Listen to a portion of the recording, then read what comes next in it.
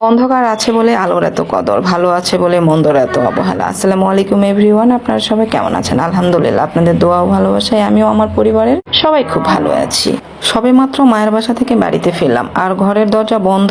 ভাবলাম ঘরে হয়তো আমার জন্য সারপ্রাইজ অপেক্ষা করছে, তাই খুব আসতেই ঘর খুলতেই দেখি ঘরের চারিপাশটা জানালা দরজা সবকিছুই বন্ধ, একেবারে অন্ধকার। তারপর একটা রুমের মধ্যে গিয়ে প্রথমে পোরকাটা খুলে হাতে নিয়ে সুইচ চাপতেই আলো ছড়িয়ে পড়লো পুরো ঘরে। তখন দেখে তো আমি অবাক, এরকম সারপ্রাইজ আমি এর আগে কখনো দেখিনি। ও মাই গড, বিছানার উপরে এসব কি? আমি কি দেখছি? আশেপাশে জানালাটাও বন্ধ হয়ে আছে। আল্লাহ গো, পড়াশোনা করেছে নাকি বই নিয়ে খেলাধুলা করেছে, কোনটা? তো যাই হোক, ছেলেটা আমার কবে যে গোছগাছের হবে এই আশাতেই থাকলাম। তো এরপর অন্য একটা রুমে গেলাম। এই রুমটা দেখতেছি একটু ভালোই আছে, তবে এটারও জানালা খোলে নাই, দরজা পর্দা দিয়ে ঢাকা।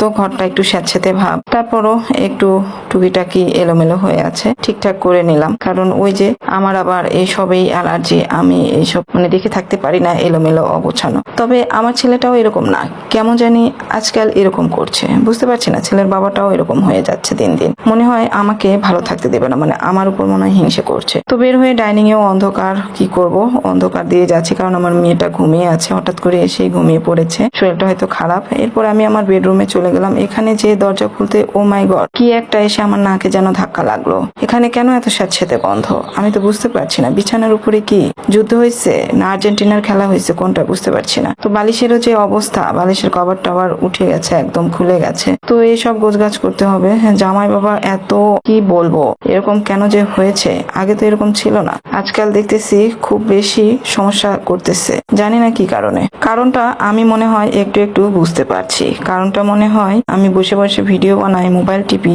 এটা আর সে নিতে পারছে না। এই জন্যই হয়তো বদমাইশি করে আমার সঙ্গে এরকম করছে। তো যাই হোক, চোরের 10 দিন আর মালিকের 1 দিন। আমি চলে এসেছি, আর এইসব করা যাবে না। এরপর আমি চলে এলাম রান্নাঘরে। ও মাই গড, কি সর্বনাশের কথা! রান্নাঘর তো নয়, এটা যেন স্টোর রুম। তো এখানে যে থালা বাসন খেয়ে রেখেছে, এদিকে নুডলস খেয়ে রেখেছে। আল্লাহ গো, নুডলস পচে মনে হচ্ছে একদম গন্ধ ছড়িয়ে পড়েছে। ওদের নাকে মনে গন্ধটা আসে না। আল্লাহ। তো হ্যাঁ, এই পাশে তো ফলও বের করে রেখেছে, কেটে খাওয়ার কোনো নাম গন্ধ নেই। আমি বলে গিয়েছিলাম সব শেষ করতে, তাও তো শেষ করতে পারিনি এই 8টা দিনের মধ্যে। এইসব এখন আমাকেই করতে হবে, কি করব। এইসব দেখে তো আমার সেই মাথা ঘুরছে। আমি কি করব, কোন দিক থেকে শুরু করব বুঝতে পারছি না। সবগুলোর অবস্থা এত ভয়াবহ।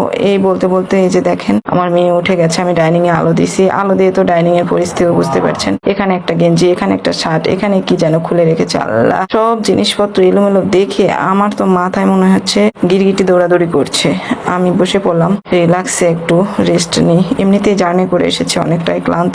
মেয়ে ঘুম থেকে উঠেও আবার ঘুমাচ্ছে, এরকম একটা ব্যাপার। মেয়েটাও অনেক ক্লান্ত হয়ে পড়েছে।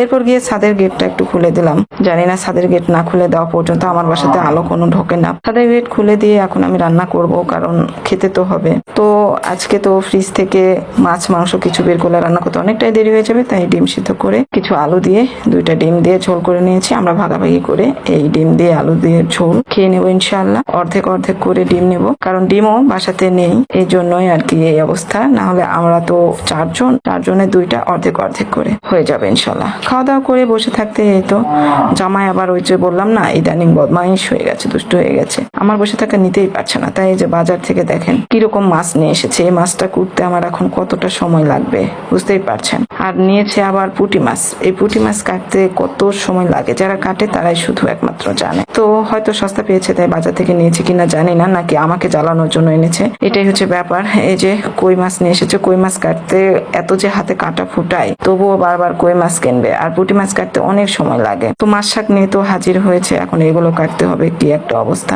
এটাই হচ্ছে জামাইয়ের রূপ, বুঝতে পারছেন? বেচারা মেয়েদের জীবন। তো সবাই ভালো থাকবেন, সুস্থ থাকবেন, আমাদের জন্য দোয়া করবেন। আজকের ভিডিও এই পর্যন্তই। আল্লাহ হাফেজ সবাইকে।